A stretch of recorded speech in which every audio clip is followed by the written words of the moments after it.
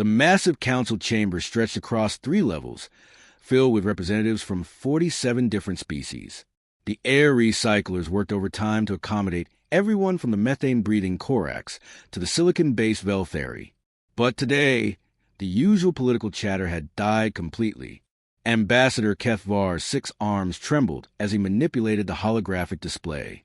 The blue light cast eerie shadows across his scale features as casualty reports filled the air above the central podium. 3 separate missions. 3 elite military forces. All destroyed without a single survivor to tell their story.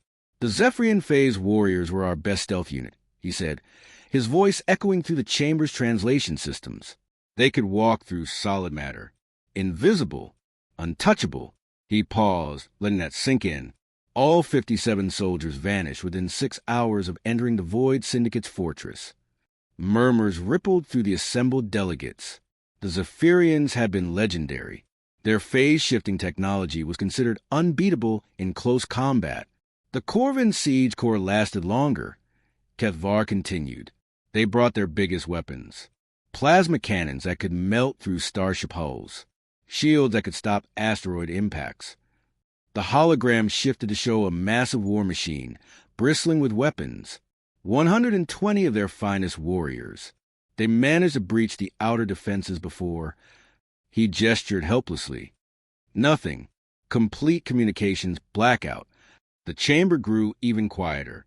If the Corvins couldn't blast their way through, what could? Finally, we sent the Mindari Battle Collective. Even saying their name made several species shift uncomfortably. The Mindari were telepaths who could read thoughts, predict movements, and coordinate like a single massive brain.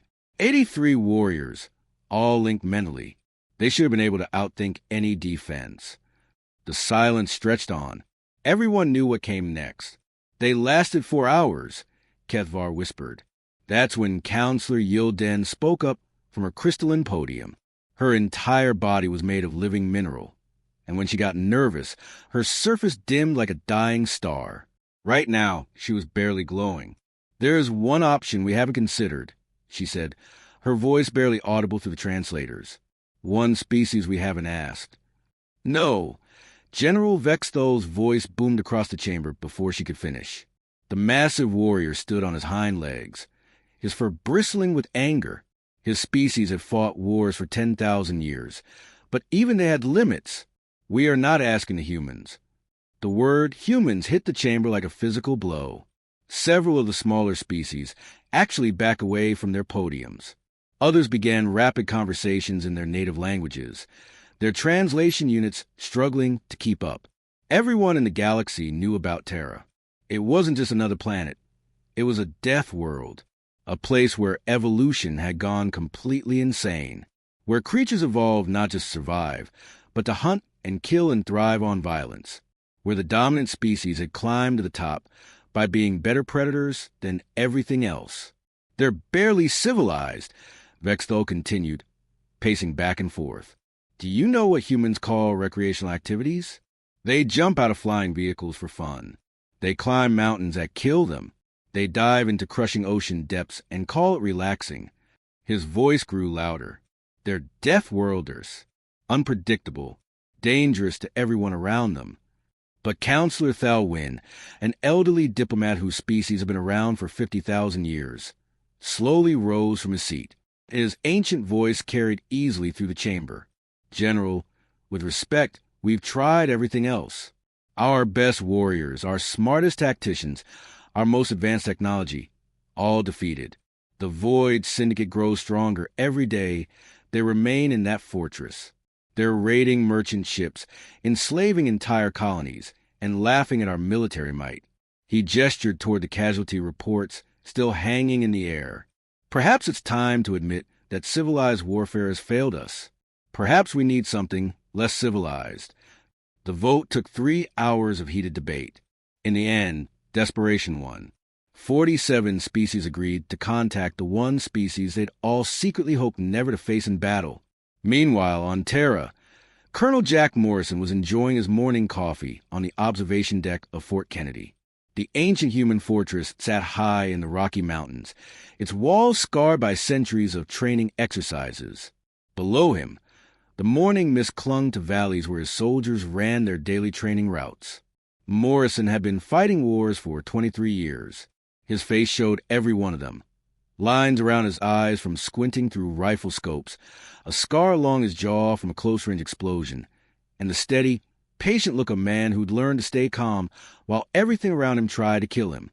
The encrypted transmission arrived while he was watching a group of new recruits learning urban combat techniques. The message was simple: maximum priority, 12 operators needed, hostile environment, no guarantee of survival. Morrison smiled. It had been too long since they'd had a real challenge. "Kate," he called to Lieutenant Kate Phillips, who was reviewing training reports nearby. She looked up from her tablet, her sharp green eyes already alert. "Get the team ready. We're going hunting." The transport ship relentless cut through space like a dark blade, its hull scarred from dozens of previous missions. Lieutenant Kate Phillips stood before the tactical display in the ship's briefing room, her fingers dancing across the holographic controls. The three-dimensional image of the Kepler Nebula rotated slowly in front of her, showing swirling clouds of gas and debris that stretched for millions of kilometers. "Look at this mess," she muttered, zooming in on the fortress hidden deep within the nebula's heart. The Void Syndicate had chosen their location well. The entire area was a death trap of radiation storms, gravitational anomalies, and electromagnetic pulses that could fry any electronic equipment in seconds. Behind her, 12 of Earth's finest special operators prepared their gear with a methodical calm that came from years of facing impossible odds. They moved around a cramped space like a well-oiled machine, each person focused on their specific role. Sergeant Mike Davies hung upside down from the ceiling, checking the seals on his environmental suit. His thick Yorkshire accent cut through the ship's background noise as he called out readings. "Storms picking up intensity, boss. Radiation levels are climbing past the red line. Most alien species will be cooked to their bones in about 3 minutes flat." In the corner, 3 Galactic Council observers huddled together, their translator devices working overtime. Ambassador Zefkol, a spider-like creature with 8 eyes, watched the humans with growing horror. His species had evolved on a peaceful garden world where the biggest predator was roughly the size of a house cat. Watching humans prepare for war was like watching demons sharpen their claws. "They speak of death so casually," he whispered to his companion, a floating jellyfish-like being called Veltar. "Listen to how they discuss acceptable casualties. They plan for their own deaths as if discussing the weather." Veltar's translator crackled with static as she tried to form words. "My species has studied warfare for 3,000 years. We use mathematical models, probability calculations, risk assessments. These humans, they just accept that some of them will die and move forward anyway. It's terrifying." The third observer, a crystalline being named Killmoth, remained silent. His people were telepaths, and being near the humans was giving him a headache. Their minds were like storms, chaotic, violent, and completely unpredictable. Most species thought in orderly patterns. Humans thought like the dangerous world that had shaped them. Colonel Morrison walked among his team, checking equipment, and offering quiet words of encouragement. Each soldier carried enough firepower to level a small building, but more importantly, they carried the mindset of predators who had evolved to hunt in packs. "Tom, give me an update on the storm patterns," Morrison called out. Corporal Tom Bradley looked up from his monitoring station, where streams of data flowed across multiple screens. His young face was serious as he tracked the nebula's deadly rhythms. "Next big surge hits in 6 minutes, sir. It's going to be a massive one. Enough radiation to blind every sensor in a 50-kilometer radius. Duration should be about 12 minutes before it dies down to merely lethal levels." Morrison nodded with satisfaction. Perfect cover. Nothing like a good radiation storm to keep prying eyes away. The alien observers exchanged horrified looks. They were planning their assault around a phenomenon that would kill most known life forms. It was like watching someone plan a swimming trip during a tsunami. "Sir," called out Sergeant Lisa Webb from her position near the drop bay. "All equipment secured. The boys are ready to dance." Morrison smiled at the euphemism. Dancing was what they call combat operations, a deadly choreography where one wrong step meant death. But when performed correctly, It was almost artistic in its precision.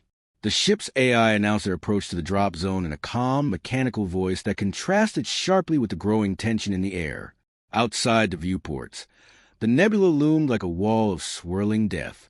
Lightning flickered between gas clouds, each bolt carrying enough energy to power a small city.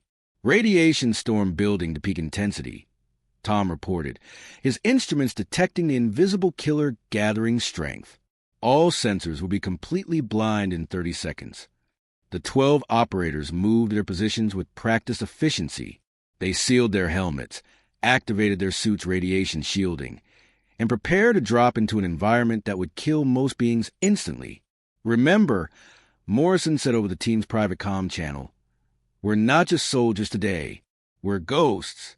We go in quiet, we hit hard, and we leave no witnesses to tell stories about how we did it." Storm peaking now, Tom announced. All external sensors are completely blind. Morrison hit the drop bay release. Go, go, go. 12 figures plunged into the raging storm, their suits' radiation shielding glowing faintly as cosmic death washed over them. They fell through the chaotic nebula like dark stars, using the very forces that would destroy other species as perfect camouflage. The Void Syndicate's fortress, hidden deep within the deadly clouds, never detected their approach. Their sensors showed nothing but the usual deadly storm activity. The hunt had begun. The Void Syndicate's fortress hung in the nebula like a massive metal spider, its hull bristling with weapons and sensor arrays that had kept it safe for over a decade. Deep in its armored heart, Warlord Grax Thursday sat in his command throne, watching his security monitors with growing unease. His 4 arms gripped the chair's armrests as his reptilian eyes darted between dozens of screens showing empty corridors and silent rooms. Something was wrong. Terribly wrong. Status report. He growled at his tactical officer, a nervous Corvin whose cybernetic implants flickered with stress patterns. "Sir, we've lost contact with Patrol Unit 7 in the Eastern Wing. Their life signs just stopped. No weapons fired detected, no explosions, no distress signals. They were there one moment, gone the next." Grax Thursday's massive frame shifted in his chair. In 40 years of piracy, he'd built this fortress into an impregnable stronghold. The previous attacks by alien military forces had been brutal but predictable. Ships approached, weapons blazed, explosions lit up the darkness. Traditional warfare that he understood and could counter. This was different. His enemies weren't announcing themselves. They weren't following any logical attack pattern. They were simply hunting. "Show me the security feeds from that section," he ordered. The main display filled with grainy footage from the eastern corridor. Empty. Silent. Then, for just a fraction of a second, a shadow moved across one frame. Not a person, just a shadow, like smoke given form. "There!" Grax Thursday pointed with one massive claw. "Replay that section." They watched it again, and again. Each time, that impossible shadow slipped past their cameras, like it knew exactly where every sensor was positioned. Meanwhile, 30 meters above the command center, Sergeant Amy Walker crawled through a maintenance shaft barely wide enough for her slim frame. Her combat suit sensors mapped every pipe, every wire, every air duct in the fortress. She moved with the patience of a spider, stopping frequently to mark targets and relay information to her teammates through silent hand signals that their suit cameras transmitted. Below her, 6 pirates sat around a table playing cards, completely unaware that death was studying them from above. Amy marked each target, noted their weapons, calculated the best approach angles. She could have eliminated all 6 in under 10 seconds, but that wasn't the plan. Not yet. The hunt required patience. In the central corridor, Corporal Ben Harris pressed himself against the ceiling inside an air duct, watching 2 guards patrol below. The Rockthani pirates were heavily armed and alert, but they were looking for an enemy that would come at them straight on. They never thought to look up. Ben waited until they passed directly beneath him, then dropped silently through the vent grating. His combat knife found its mark twice before either guard could cry out. By the time their bodies hit the floor, he was already back in the ductwork, sealing the grating behind him as if he'd never been there at all. The bodies wouldn't be found for hours. When they were discovered, It would only add to the growing panic spreading to the fortress like a disease. "Sir," the tactical officer's voice cracked with strain, "we've now lost contact with 12 different patrol units. The pattern makes no sense. They're not hitting strategic targets. They're not going for the power core or the weapon systems. They're just picking us off." Grax Thursday studied the fortress layout, trying to think like his enemies. Every military force he'd ever faced had followed predictable patterns. Secure the perimeter, neutralize defenses, advance toward objectives. But these attackers were ignoring every rule of conventional warfare. They were in the walls, in the air vents, moving through spaces too small for most species to navigate, using the fortress's own infrastructure against them, turning maintenance tunnels into highways and life support systems into weapons. "Lock down all access points," Grax Thursday ordered. "Seal the vents, the maintenance shafts, everything." "Sir, if we do that, we'll lose environmental control. The air recycling systems will fail. Better to suffocate slowly than die quickly," the warlord snarled. But it was already too late. The humans had mapped every system in the fortress. When the pirates tried to seal the vents, they found that someone had already been there. Critical seals had been sabotaged, backup systems disabled, emergency overrides reprogrammed. Corporal Danny Foster smiled as he watched the pirates' frantic efforts on a hijacked security monitor. They were trying to lock down their own fortress, but the humans had turned it into a maze where only they knew the way out. In the lower levels, Private Kelly Moore moved through flooded maintenance tunnels that most species couldn't survive in. The murky water would have drowned air-breathing aliens and dissolved the gills of aquatic species. But her suit's life support systems kept her alive and moving.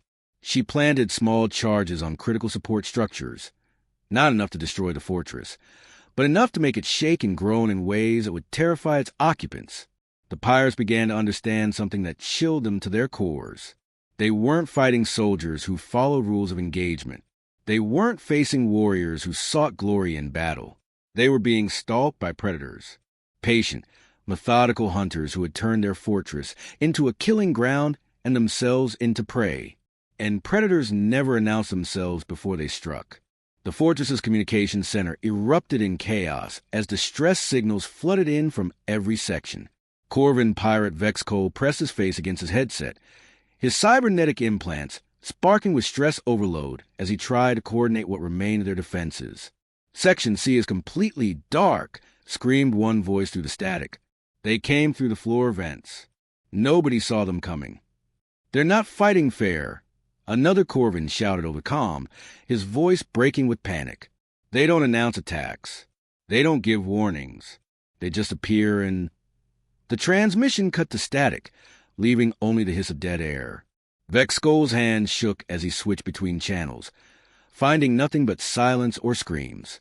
These weren't the clean, honorable battles as people were trained for. This was something else entirely, a systematic dismantling of everything they thought they knew about warfare. In his command throne, Warlord Grax Thursday watched his empire collapse through dozens of security feeds. His 4 eyes tracked shadows that moved with impossible coordination across multiple levels of his fortress. The intruders never spoke to each other, never used visible communication devices, yet they moved like a single organism with 12 bodies. "How are they doing this?" he roared at his remaining tactical staff. "How do they coordinate without comm signals?"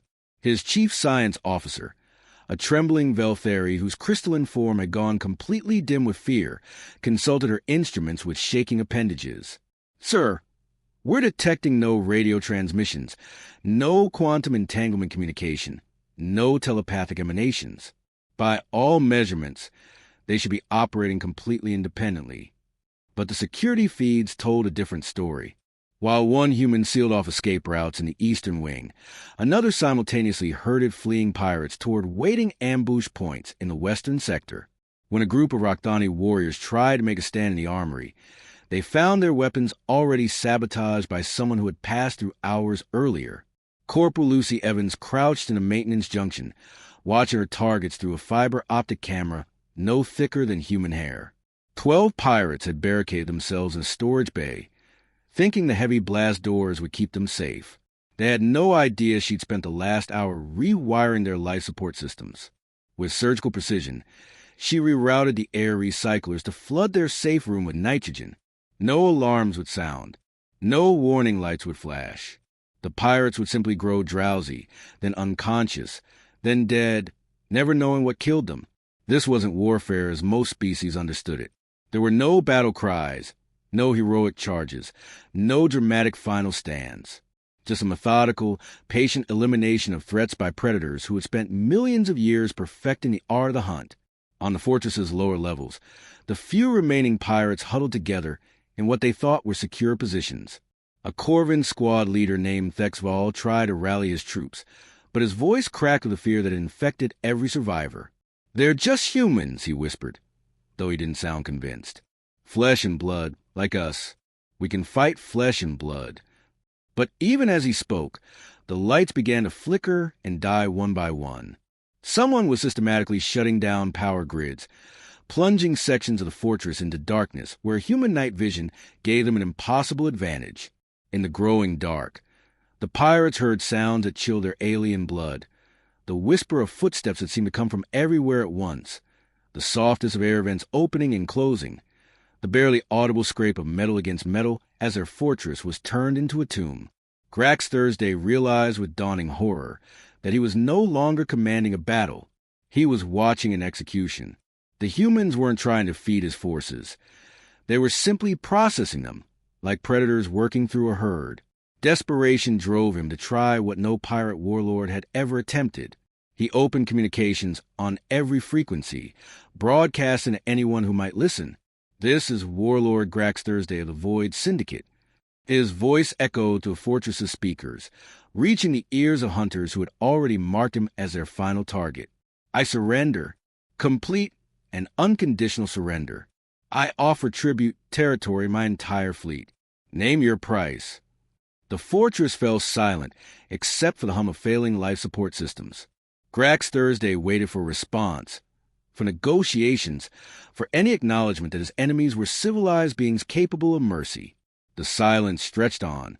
Humans, he realized with growing terror, didn't negotiate with prey.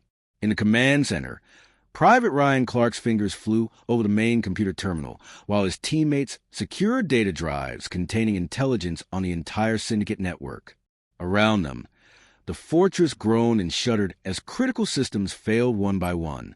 "Got it," Ryan whispered into his comm. "Complete database download. Every safe house, every contact, every operation they've got planned." Lieutenant Kate Phillips watched the final security feeds go dark as the last pockets of resistance were eliminated with clinical efficiency. Her team had turned a fortress into a morgue without losing a single operator. "Sir," she reported to Morrison over their tactical network. "Target neutralized. Intel secured. 0 human casualties." Outside the dying fortress, the nebula's radiation storms continued their eternal dance, indifferent to the silence that had fallen within. The galaxy had just witnessed something new.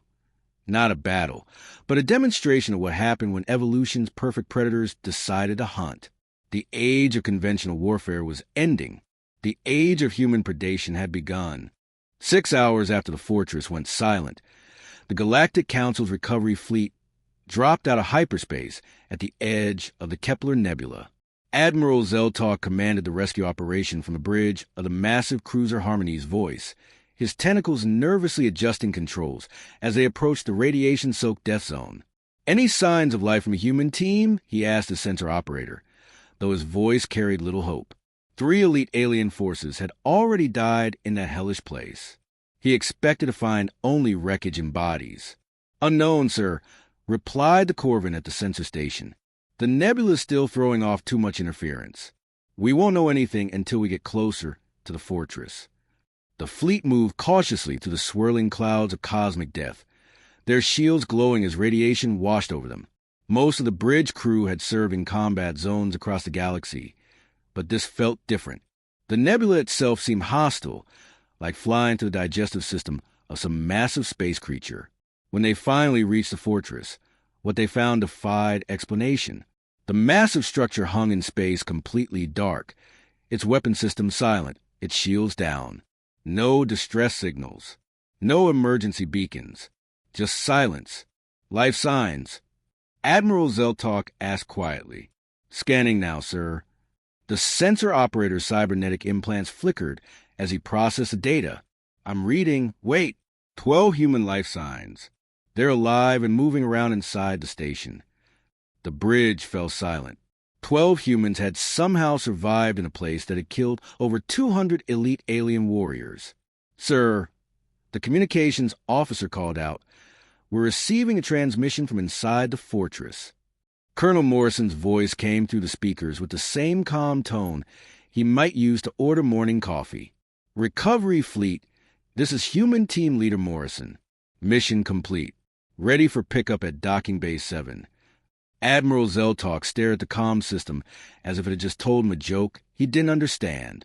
Mission complete. 20 minutes later, 12 humans emerged from the fortress through the designated docking bay. They moved with the same relaxed efficiency they'd shown when leaving Earth, their equipment cleaned and secured, their uniforms barely wrinkled.